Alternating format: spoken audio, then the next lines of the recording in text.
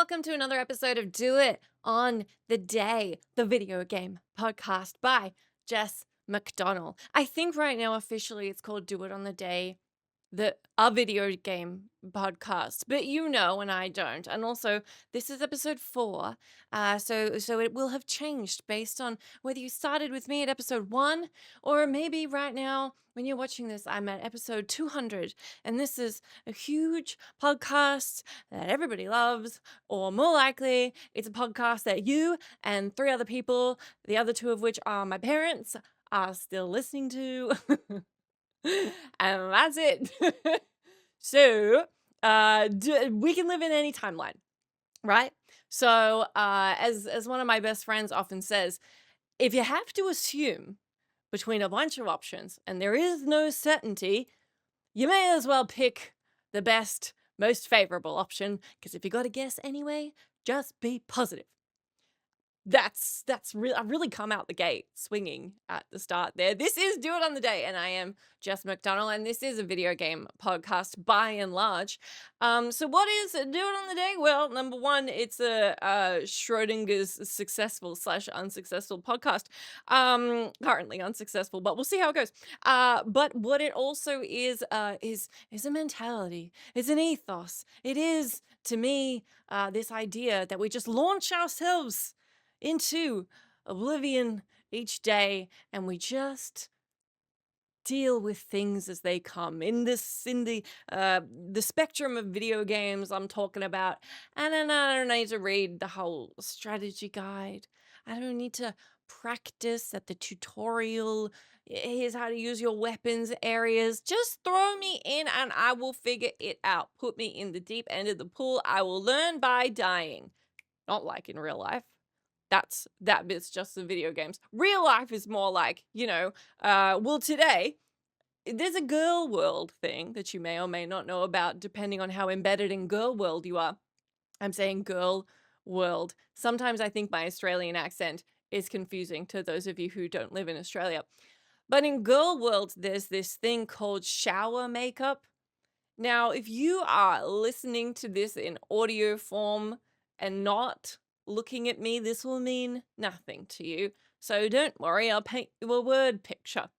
But essentially, shower makeup is this thing where you know you're about to take a shower, so you can just like mess with makeup any which way on your face, and you can like try all these crazy things, because makeup is fun. It can be fun.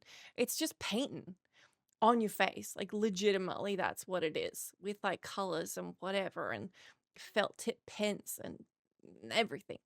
So what I did was that to my lips, and that's why they look like this. Because just do it, because it doesn't matter. By and large, throw yourself in. What's the worst that can happen? We live and learn. We go, Jessica, maybe that's not a look, or Schrodinger's reception to Jess's makeup. People go, oh, wow, well done. If this is an audio experience for you, essentially what I've done is what they like to call an overline. So there is a little bit of an extra line around the regular line of my lips. I have kind of big-ish lips, but there's a double lip line I have. So they kind of sit in 2 different realms. So if I use all the outside, I kind of look like a fishy. So what's happened is I look like a fishy. Um, so we've got a few components. We got Do It on the Day, covered, done it on the day.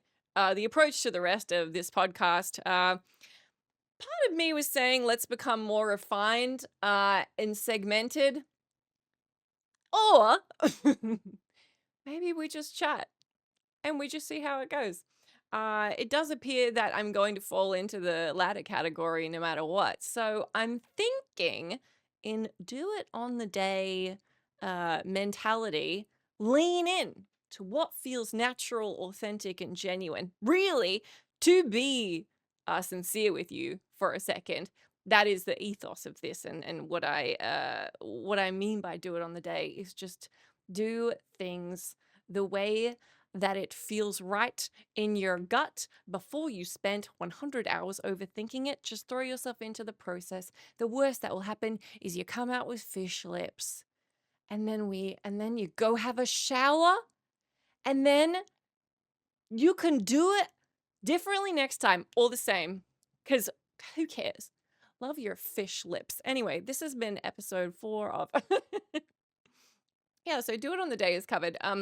Video game podcast we haven't quite hit yet. None of that was about video games, except for the little bit I said about practicing with weapons. And the by Jess McDonald part is covered because I'm here. So I'd say we're kind of 2/3 of the way in, which is pretty good by 5 minutes and 40 seconds. So welcome back to the podcast. If you have been watching them or listening to them, thank you so much. I really appreciate you. I was going to say the room is a mess, but actually it is an absolutely disaster. But where you are able to see, again, if you're using this as a video podcast, it's not too bad. I do need to move out of this very home in a day. So all of my shit is everywhere. It's an absolute disaster and a waking nightmare. I'm only moving out for a week, but in some ways that's worse. So I've had to shove all my furniture into 2 rooms in my house, which is great. It's great. It's livable and it's wonderful. And my cat is so excited to be temporarily relocated and everybody's having a good time. But it's happening tomorrow. And what have I done? Have I packed? No, I'll do it on the day. Have I finished moving everything out of the other rooms in the house that need to get fixed up so they can make the place waterproof? No, I haven't. Because I'll do it on the day. Have I done my laundry? Have I taken the bins out? Did I empty the fridge that they have to move?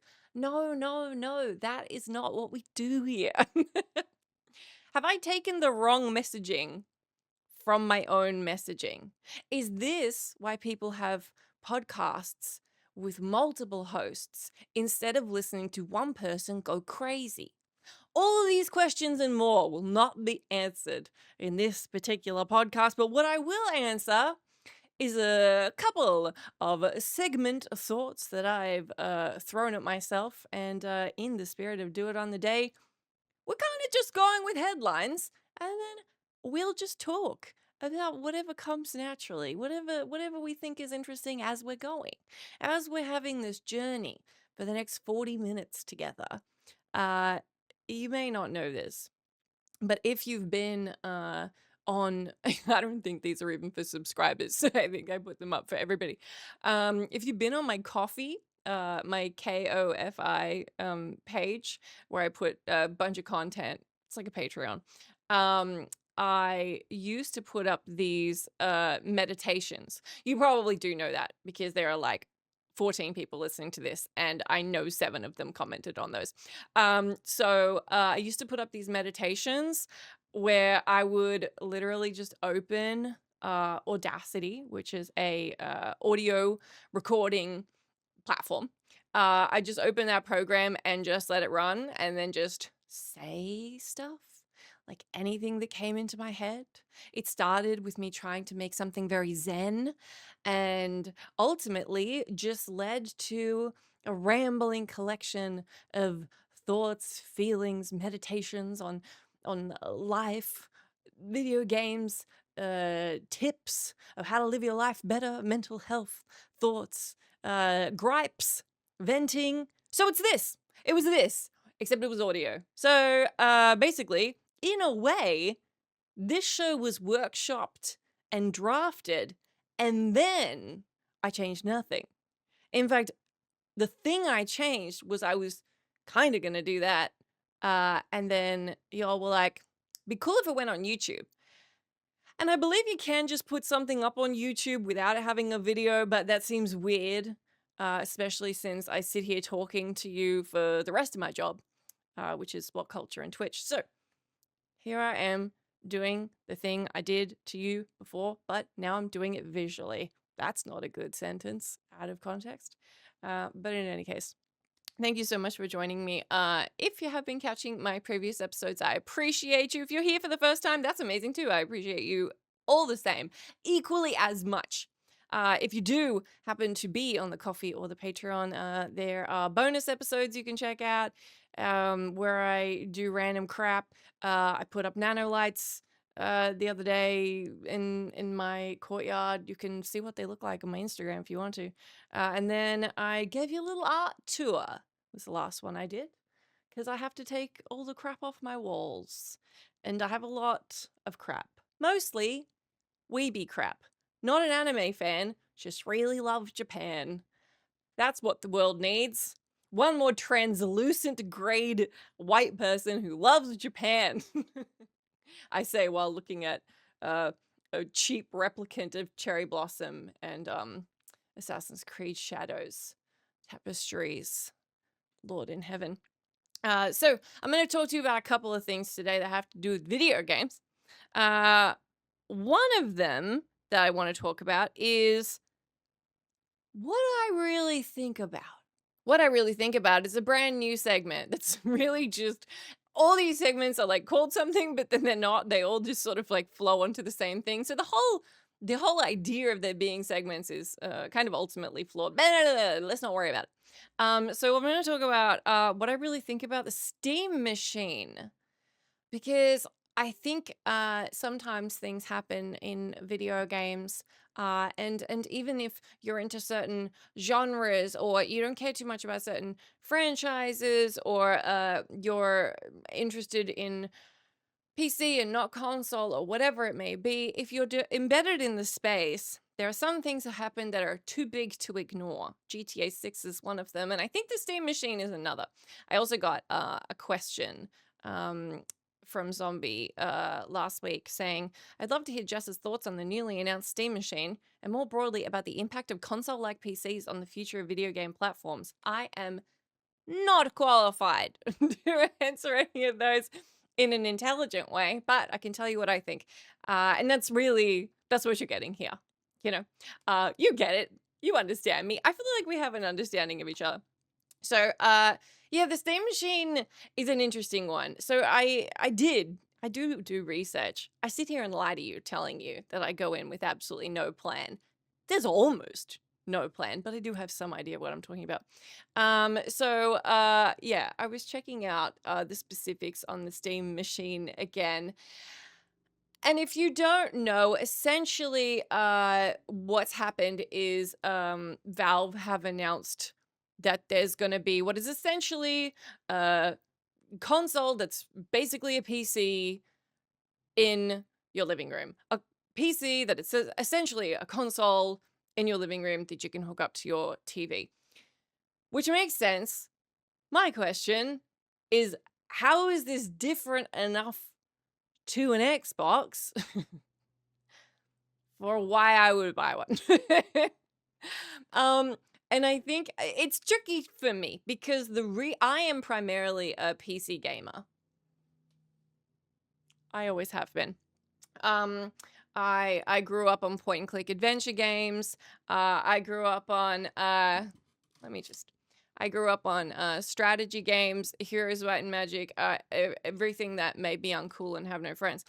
Growing up was also found on PC. All the cool games that made you have friends, were on console. That's like everyone's like, oh my god, playing Halo with the boys, and I'm like, oh my god, the weekends I spent making maps in Heroes of Might and Magic 3 on my own. I woke up early for that one. I really did. Every weekend. And you have time to do that. Well, you're not wasting time playing video games with your friends. No, but that's true. All the Nintendo consoles, party games, friend games. PC, single player, strategy, a thinking man's game. Lots of numbers, stat heavy RPGs, stat heavy strategy games that would require a lot of sitting and thinking, adventure games where you'd be stuck for a very long time, a lot of sitting and thinking. You know what else you need if you're going to be sitting and thinking? An extra hand. And what can't you do with a controller? You got two hands on it. That's a problem. That's not a thinking man's platform. So anyway, all this to say, I grew up with a PC, so it completely makes sense to assume that the concept of having a PC I can have in other rooms that isn't my study would appeal to me. I have grown to be very fond of using a controller for certain games on the PC. If it's specifically designed with a controller in mind, I will use a controller. I used to be obstinate about that. My dad still is because he can't use a controller. So I would still use a mouse and keyboard for games that were very clearly not designed with that in mind at all. I stopped doing that. I would swear by the PlayStation controller for a very long time until it's what two things happen. One, it doesn't always play as nice and as easy with PCs, especially back in the day, uh PlayStation controllers. Um and also a lot of games I wanted to play were coming out not on the PlayStation, coming out on the Xbox, so I would use my Xbox. And I would play games in the office where we were playing on an Xbox. And you can't put a PlayStation controller on an Xbox. And when you make a specific request to, hey guys, can my one be the PlayStation controller? The answer is no. It's extremely annoying. Can't play a multiplayer game. And when we're either handing off or one person, you have a PlayStation. No, can't have a PlayStation controller. And you know what? The Xbox controller is fantastic. Yeah, the Xbox controller is fantastic. I was such I wouldn't say I was a hater, but I was a naysayer, a stubborn naysayer for so long, and then much like I say now that Game Pass is really fantastic value. If you're gonna buy one full price game a year, uh, certainly if you're going to buy two, and you know it's gonna be on Game Pass, it is well worth your money because games have gotten so bloody expensive that even though, of course, you have to pay for the subscription fee, that is a great service. There is a huge library. It's fantastic. Not sponsored. Also, yeah, I ended up admitting to myself in a quiet moment that the Xbox controller is fantastic, and I think I prefer it. Um, yeah, but by and large, I still like a mouse keyboard. I'm still playing. I'm still playing Outer Worlds 2 right now. I'm getting really towards the end. You may have noticed if you follow me on my other social platforms. I posted this on Twitter and Blue Sky. I don't think I posted on Instagram. I hit level cap. Ugh, why does level cap exist? Don't cap me, bro. Like, because now I'm capped. So now I'm like, well, I'm not getting dopamine. Give me my, you know? So I hit level cap, and I realized because I was doing a bunch of main mission stuff, and I was like, great, I'll do these main mission things before I do a side quest, because what I wanted was to pass a level 17 speech check. And because of my build, I needed to go up like 3 levels to do that. No problem. Had a bunch of main missions I hadn't done. Did the main missions. Was doing them, huge and complicated things, and not getting a level up. So I'm like, what's happening? Eventually I check my character screen and it's like 0 XP to next level, like you've done, like it's over. So now I'm kind of like I've been racing through missions because I want to see the end of the story. It's like I still want to be a part of it, but I'm not getting my incremental rewards. So yeah, that's a funny one. But that whole tangent to say I'm playing with a mouse and keyboard. And it is one of those games which have become Mass Effect was like this too. Mass Effect 3 in particular. One of those games where you can tell they're like, use a controller, but they're not gonna be like, use a controller. But it is a little bit like, use a controller, you know? Assassin's Creed is like that. And Assassin's Creed, I do use a controller. The reason being, it just leans a little heavier on the action side to the point where it feels more comfortable. And the UI is so generously bent toward what can be the imprecision of a controller, which is what I really don't like about it and why I'm not used to it because I'm used to playing horrifically complicated uh old school RPGs with inventory systems and stat screens that were unmanageable and would have been completely unnavigable with a controller. So everything's pretty flex now. But the reason I'm playing Outer Worlds 2 with a mouse and keyboard, and the reason I did it in Cyberpunk as well, is I like clicking heads. I want to click heads. All I want to do is get a big scope and click some heads. And I can't be clicking heads with the accuracy, speed, and just fueled rush of what I know is going to be pure dopamine when I click right into that head over and over. Bam, bam, bam, bam, bam. So yeah, so I still use mouse and keyboard. So it is for that reason that I'm a bit funny on the idea of a PC console, because I'm missing the main reason I play stuff on PC.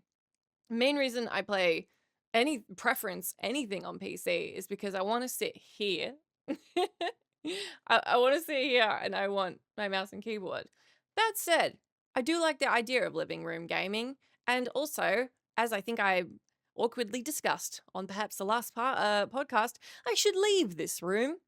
And I do have a television in my living room. I haven't taken that off the wall yet. Um, yeah, so I get it, and I would love a portable PC. I have thought many times about getting a Steam Deck. The issue I have with the Steam Deck, and it's interesting because I was hanging out with journo friends the other day, and they were expressing the same thought on this, is that the problem with the Steam Deck is it's big. What I want, and they were saying this too, I want a portable PC that goes in my pocket. Now, I know that this sounds like people being like, phones are getting even bigger.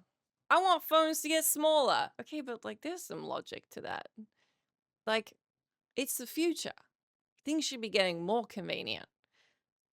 This this PC is less convenient. If I'm gonna PC game, give me something that goes in my pocket. Great. Perfect. So then, inevitably somebody brings up the PS Vita, which was still a little bit big, but you look, the 3DS could go in your pocket. I just there's something to the idea of portable gaming that's also not that portable. you know? It's like I can carry my Switch to another room, but if I want to take the Switch out of the house, I'd have to put it in like a whole ass bag. It's interesting. And I think that's the flip side of my issue with where that would fit in my life.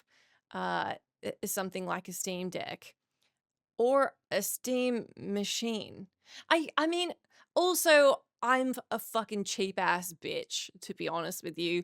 I have and have told someone else it's a good idea. Just got a really long HDMI cable and run it from my PC to my television. I've done that a bunch of times. Um, yeah, and obviously that's like, well, maybe a Steam machine would be good then. And again, I think the bit that I'm missing, and for all I know, and please let me know if you have already thought about this and know for yourself how this makes sense for you, is not only at what price point it would be worth it, but regardless of, even if it ends up being reasonably priced, what's going to set it apart from having an Xbox enough to make it worth it? I don't. I want to say I don't care too much about a new controller. Uh, and I did just have the story about how I naysayed the Xbox controller and then I loved that. So I'm totally open to the idea that I might love the controller. But I don't think any of it appeals to me in a way that provides for me things that I don't already have with the gaming peripherals and platforms that I have. There is so much overlap uh, with the PC and Xbox now, especially with Game Pass, particularly if you have Super Ultimate Mega Game Pass, whatever it is I'm using, the one that gives you um, PC and Xbox. That yeah, it's an interesting idea to me. I think it makes a lot of sense for people who don't have an Xbox and don't have a PC, or perhaps people who just don't have a PC. Uh, I I'm not completely sure how it necessarily appeals to people who already have a whole ass PC and enjoy mouse and keyboard gaming. Uh, to me, in a way, it's kind of like if you had two PlayStations, like one for the living room and one for the other room in your house. It's like, I get it. Like if you had loads of money, yeah, put PCs everywhere. Give me PCs, give me put PC in the bathroom. Remember the Switch trailer where he was playing Switch on the toilet? Can't do that with your PC. Not with this heavy boy. See? It's so heavy. I touch it and the camera shudders. Again, that's just a special one for those of you watching on video. I think it's fascinating. I think anything new happening in the space like that, especially with Valve, who haven't done anything like this for forever. Did you know? I'm pretty sure this is true because I looked it up to paste. Hi everyone, to paste B-roll over the top of this. On Valve's official YouTube channel, this Steam hardware announcement went up 9 days ago. Before that, the last video they put up was a Half-Life 2 Anniversary Archive E3 2003 demo from a year ago. So to say Valve don't really do new shit, I mean, we all know that, but like, holy fuck. That's next level. I do think there is logic to if you were not going to get a PlayStation, there may be an argument that the Steam machine and Xbox become somewhat interchangeable. That may be a wild statement that you may have an instant refutation for. Don't think that's a word. But I think there's certainly a lot in there that's interesting. But like I said, there's so much overlap in the libraries right now. If what you're dealing with, that's the primary difference, is, and of course, I'm setting aside the fact that obviously they have different interiors, but and the Xbox Series consoles came out ages ago, so obviously that's going to be far more dated. But to your layman, that's me, I'm the layman, uh, the large difference I'm going to notice is a different controller and an emptier bank account. So, right now I've got a PS5. I'm not going to get a PS5 Pro because that bank account thing. I have Xbox Series S from way, way back in the day, and then all the money's gone into this bloody thing, and I just got a Switch 2. Even that, I feel like I'm over-indexed. It's sort of like, it's great because I can play anything that comes out, but the amount that I cycle between all of those is slim to none. I think that's probably something a lot of people would find who have like a bunch of different platforms. So much like streaming services, like to me, I guess I would say the Steam machine is like Paramount Plus. There's like probably a couple of things there that I'm like, whoa, this would be handy to have Paramount Plus or HBO Max. I would like to watch The Last of Us. but I don't wanna pay that amount of money for, like, the couple of reasons that I wanna get in, especially when I already have Netflix and Disney and Prime Video and blah, blah, blah, blah, blah, you know? So that's kind of where I'm looking at it. Um, that's kind of where I'm at. I think the other thing that's interesting, and it probably, invites a bigger conversation, but I think their VR headset is really interesting. We are in such a strange place with VR. It's what do they call it? Steam frame. See, I make notes. See, I care about you. I know what I'm talking about sometimes.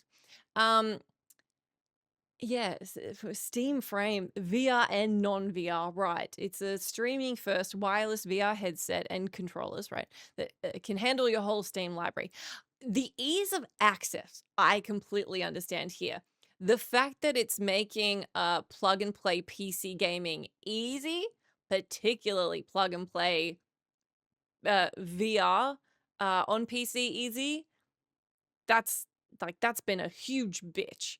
I tried VR gaming on a PC way back at the start with like the first HTC Vive, and you had to map your room and you had to put up sensors and nothing fucking worked. You tried to get the thing working for like full on days and you were lucky if you could get it working, let alone get a game working. So there's a chance I'm scarred from that experience.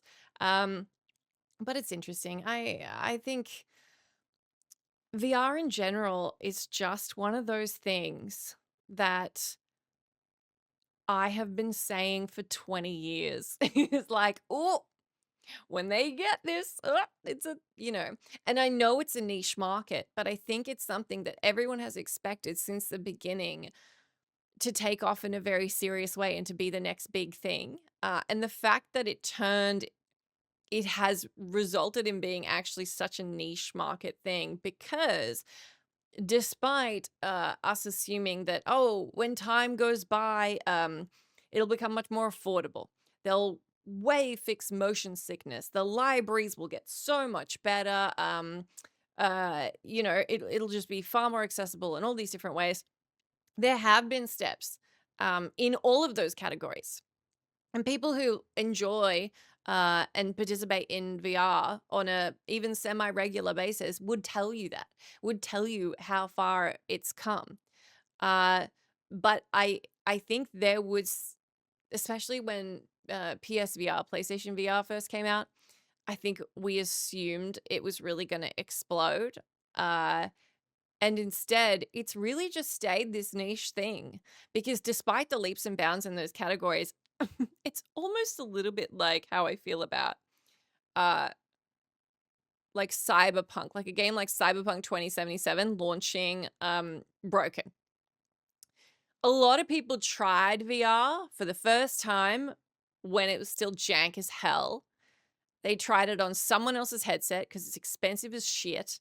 Or maybe at a game event, or maybe in a store, wherever you might have had access to it. Um, you probably found it really uncomfortable. You probably uh, got sick, or you know someone who started to feel sick. Um, you came away with big dents in your face. Maybe you could barely get the thing working.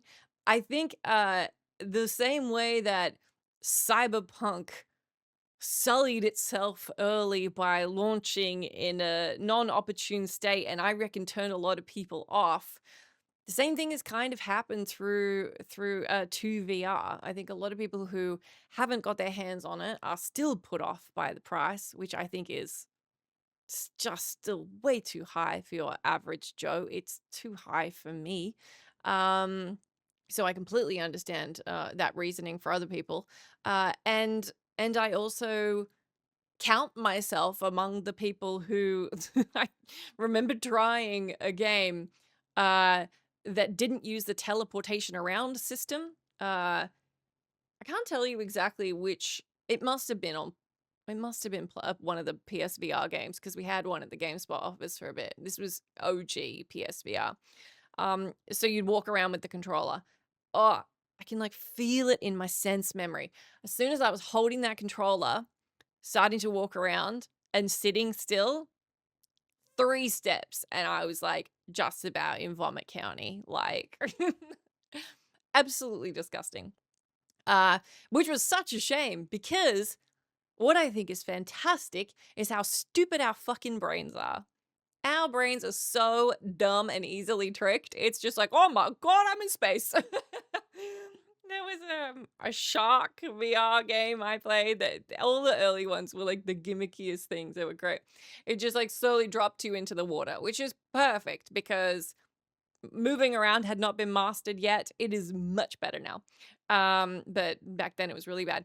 But getting dropped into the water and then a shark came and attacked you, I was asked to please be quiet while playing it in the GameSpot office. I was put up to play it. I was being filmed for a video. I wasn't just being a nuisance, but apparently I was making it hard for other people in the office to do their jobs because of all the screaming.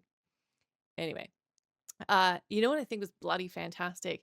Batman Arkham VR. That was a fantastic game. That's the game that I'm like, oh, if you have access, you gotta try that out. It's just a good little bite-sized teleport around. If you do get motion sick, if you did get motion sick at the time, that's an old one now.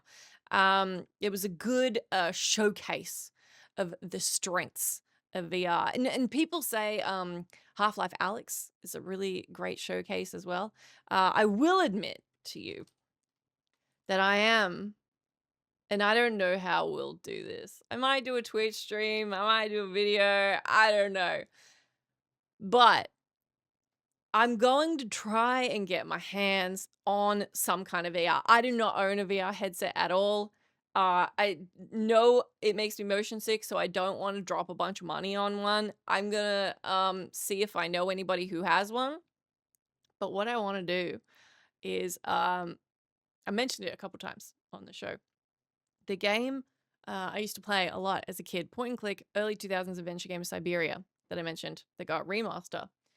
Also got made in VR. And I don't know if you can imagine or if you've had this experience.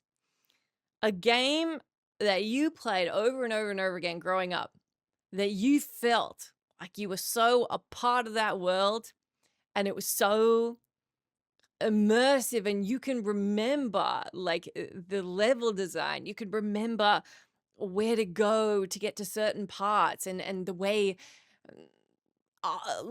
terrain bits look to architecture or fantasy elements. It depends what kind of game you're playing. But even though you weren't in that experience because it wasn't VR, you felt like you were in it. So this was a game like that for me. I played it more than like 10 times. I know that people have been criticizing the remaster. I know that it's not a game with a big budget, nor is it going to be polished. But the idea of being in a video game world that I've experienced so many times that I could see it with my eyes closed, I could play through that whole game in my head. I played it so many times and be able to see the entire thing. To have that world in front of me, like those rooms, regardless of fidelity, regardless of the things they've changed, any approximation of this thing to be a part of just sounds like, oh man, I cried is what I did. Watched the trailer and I cried. And like, yeah, so I don't know. And I think that's one of the things that I think is important as a kickback against what I think is very tempting for me. And I think in journalism and general criticism and like obviously reviews are essential so what's worth spending your money on, right? But it's times are fucking tough in 2025. You don't have almost all of us don't have a lot of disposable income for non-essential things. So I completely understand that space. But I think there is a problem, and I've said this on War Culture before, with this overly critical idea of a bunch of people have done reviews saying it's not good, so I don't check it out. And that is such a clicked in thing. I think a lot of us are stuck in. If enough people tell us not to do something or not to waste our money, we just don't. When we actually might have really enjoyed that experience. And I just think that this would be a very special experience if I had it. And I kind of don't care if it's like janky as hell. Like putting on a headset and just being in the middle of a room, however it's been approximated, like having the other like character in front of me that you spend the game talking to, this automaton called Oscar, like talking to him in front of me. That's just like 10-year-old me is dying, you know? Yeah. So that's sick as hell.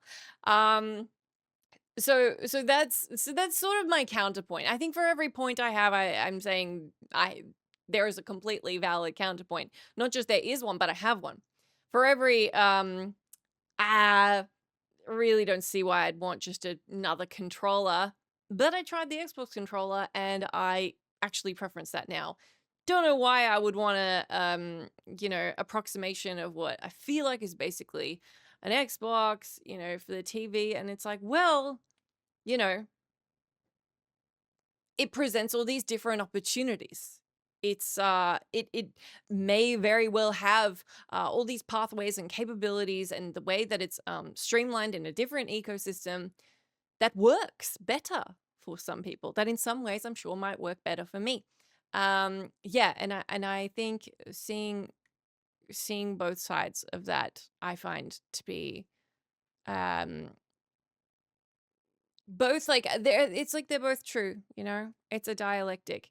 It can be, for example, Siberia in VR could be kind of a technical nightmare and a really special experience. It's like two conflicting things can coexist. And I think I identify with that as a journalist and living in an editorial critical critic space in video games for so long.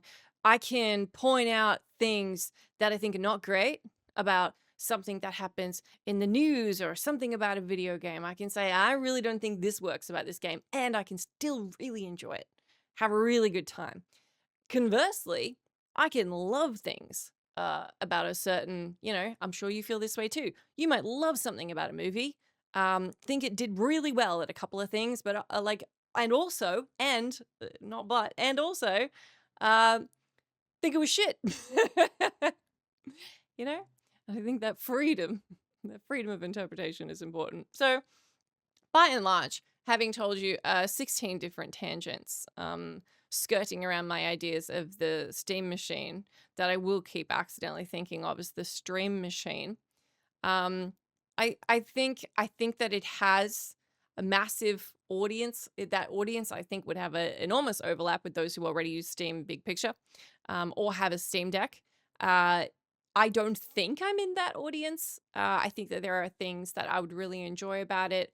I think being that I don't use any other room in my apartment other than this one, it would be nice to play something in bed. But I'm gonna drop that Steam Deck on my face, I drop my phone on my face all the time, and that's heavy enough. So you got to think about that stuff as well. I'm just saying. I'm just saying. But if we are doing segments still, then that's the end of that segment.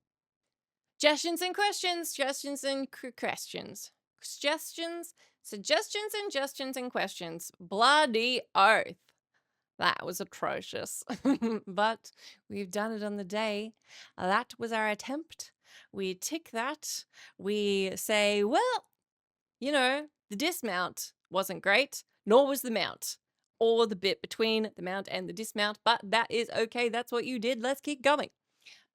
This is the part of the show where you ask questions or you say bits and pieces and I respond to them.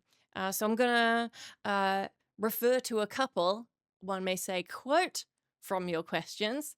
And then after I have said the question that you asked, I will sit here and answer it. There are a bunch of good questions, actually. And unfortunately, for me, or for you, or fortunately for both of us, that's another dialectic. See, two things can be true. Luckily and unluckily, your questions are really good and interesting, and I'm finding that I want to spend a long time talking about them. So, sometimes I stuff them into the bonus episodes. Sometimes, like last time, I don't, because I could talk about one thing for like 40 minutes. So I will endeavor to make this not as long. It's not too bad today. I think we can get out in under an hour. Then you guys get an early mark. Ooh, what are you gonna do with it? Don't decide yet, because this might run over long, but I think we can do it. So anyway, don't worry if you have submitted a question and it hasn't been answered. I promise I'll get to them all. I have written them all down.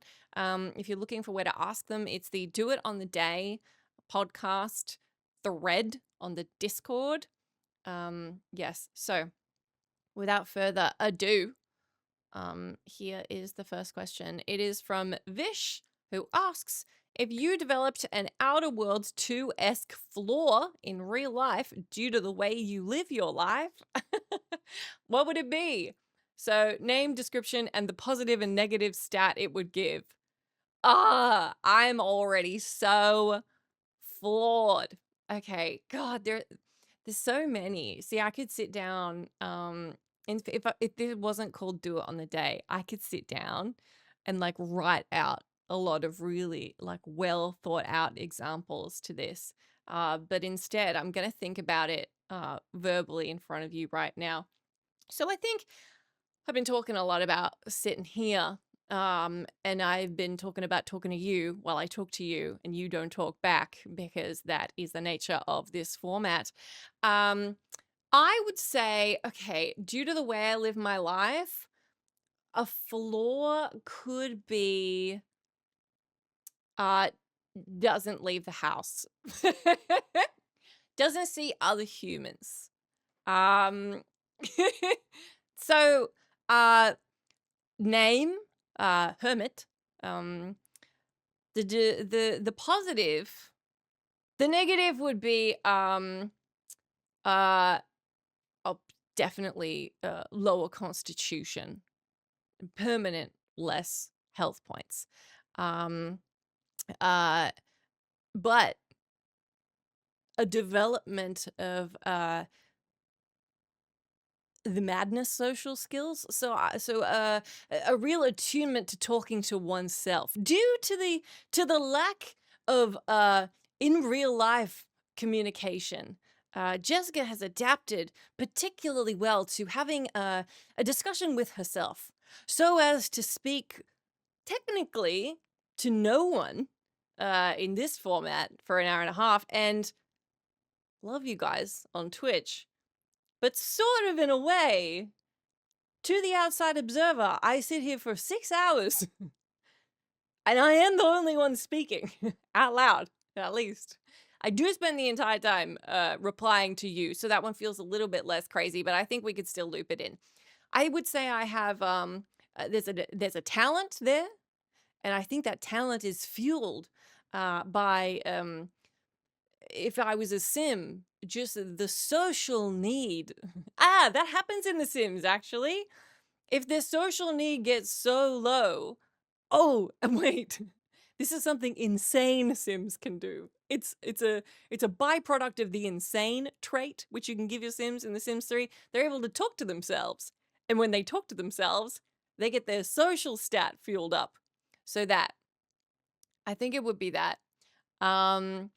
I mean, I think there's also in the same vein of not going outside, uh, you know, toxicity level to sun is definitely an issue. But less likely to meet environmental hazards. So, is that helpful? Did anybody want that? I don't know. Now I'm just describing my own strange way of living my life. Um, what else? I'm sure there's so many flaws, I would say, that I have. I'd like to do something and take it to the nth degree, which I guess is a lot of Outer Worlds flaws. So I'm a big fan of introspection. But I will take a healthy level of introspection, and a healthy level of introspection is probably you learn about yourself, you become more attuned with self development. Perhaps you're more active in knowing your values and goals and how you want to change your life and engage in your life in new and interesting ways. That's a good level of introspection. I like to take that all the way to existential dread. So the floor would be prone to existential dread, or just existential dread. Um, it would be the first 10 minutes you spent on this task or that thought. Well done. You've gained great experience. Here, extra experience points. You gotta love that. Um, and then if it's anything like Outer Worlds 2, you're gonna hit a crash. And then essentially it would be like the overload of toxicity, increased encumbrance to the point of not being able to move, just sort of freeze effects, I think would also apply, dazed. Basically, I think you get hit with every possible physical and mental slow, static, and freezing ailment for a determined amount of time, and then you get to recover till you next have a thought, and then the clock is on again. If you can finish that thought in 15 minutes, maybe half an hour at a push if it's a really important one, then oh my gosh, extra skill point, extra experience. But if you go past it, oh, it's dread. Well, existentialism.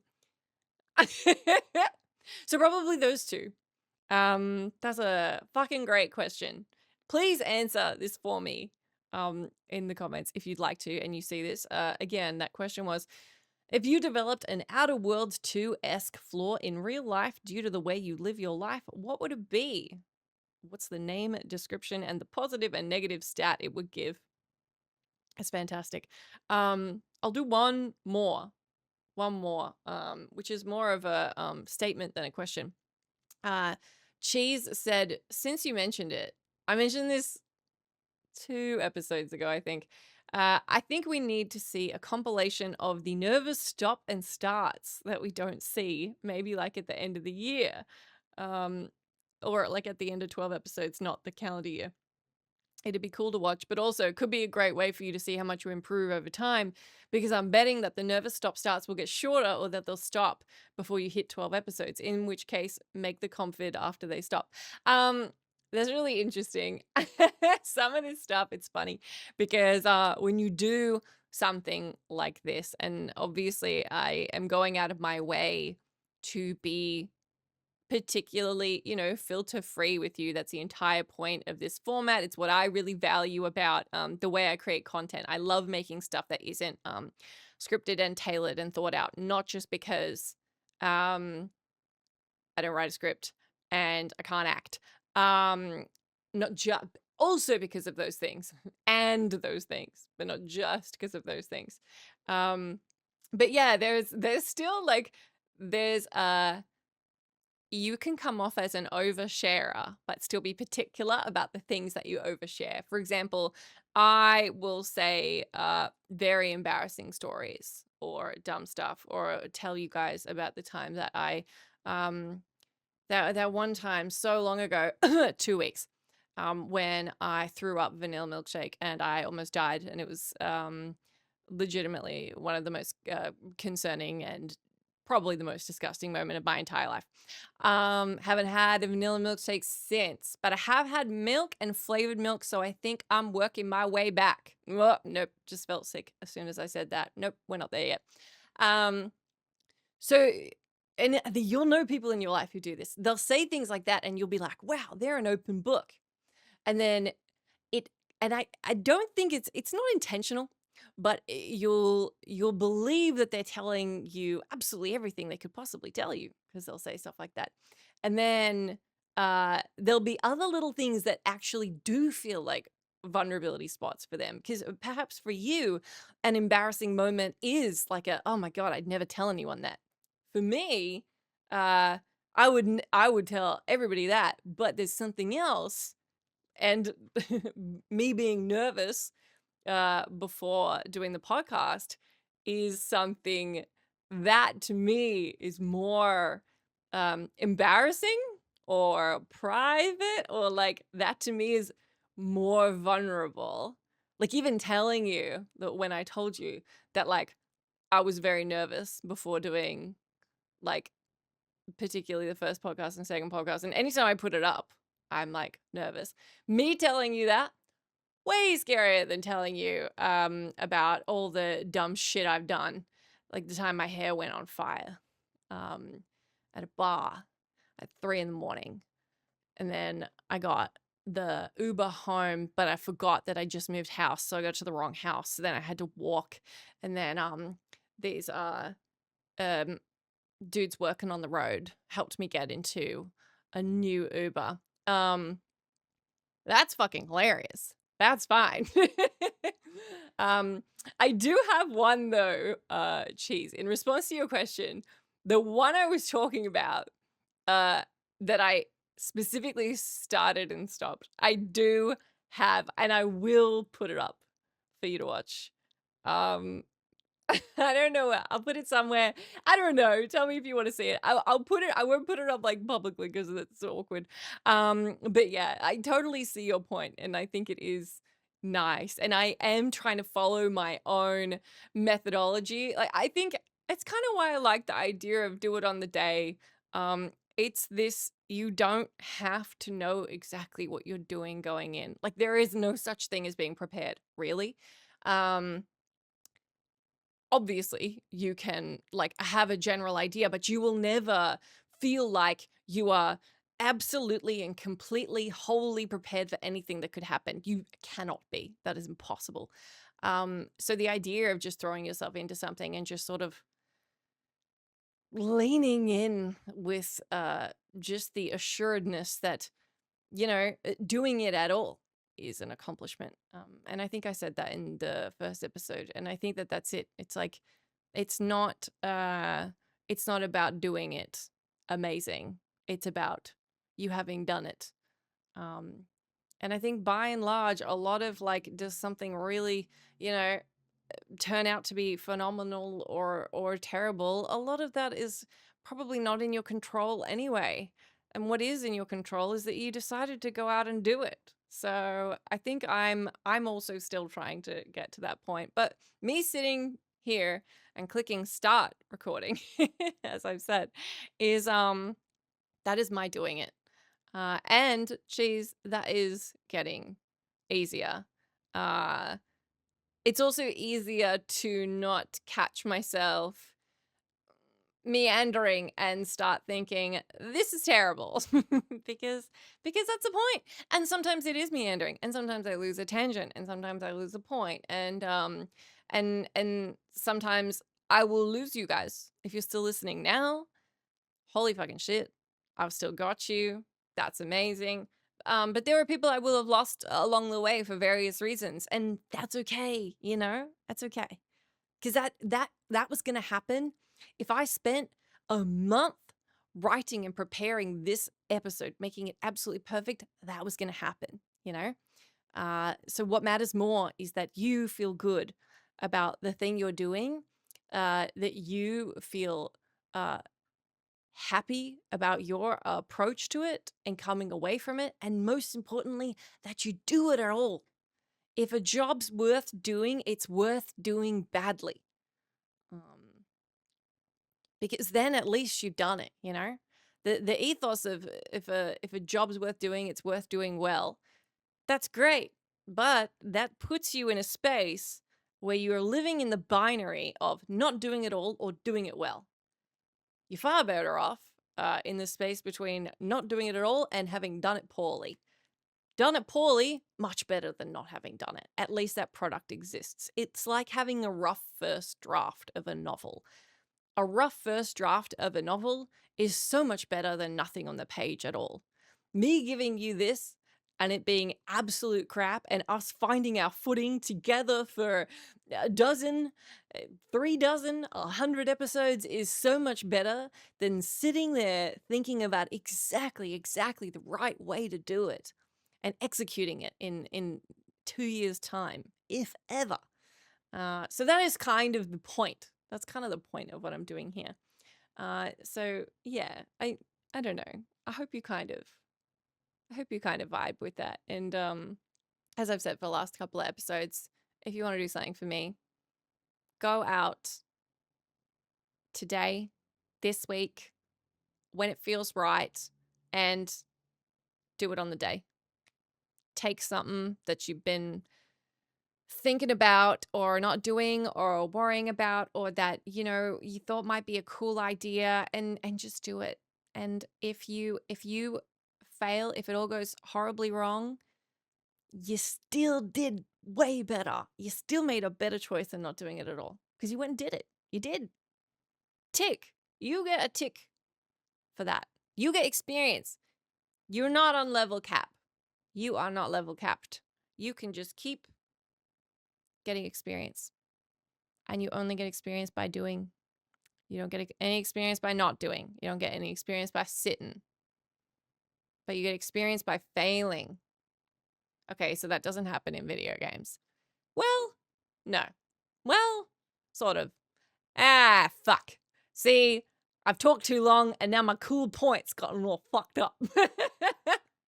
Okay, much like I used to say in my Twitch streams, first 20 minutes don't count when I would die a bunch of times. Last 10 minutes don't count. I forget I said that bit. Yeah. So, okay. Yes, I will put that video up.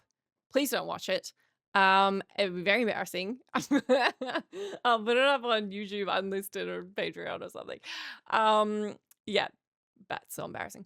But yeah, it's a very kind thought, and you're absolutely right. The more you do something, the better, and you live and learn and experience. And what is the point of being here if you're not doing that? So yeah, I hope that you've enjoyed today's episode. It's been a bizarre one, but I've enjoyed it. As I keep saying, I'm still nailing down exactly the best way to approach these, and as I just said, I'm sure I will be for a while now. And I must catch myself, because upon having just said that, there is no best way to approach these, I realize. And that phrasing is not particularly helpful, because there's no measuring stick for that. It's really just the way that I enjoy talking to you and the things that I enjoy talking to you about, and the way that I've decided to do that, which is in this direct off the dome stream of consciousness format, where I can just tell you what I'm thinking as I'm thinking it. And if you do enjoy that, I'm really glad.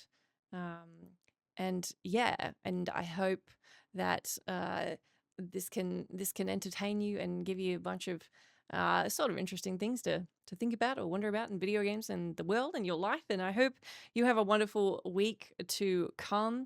I'm going to be a little off and on, being that I'm going to be out of my apartment for a week. So I will see you again. I don't know when it's going to be.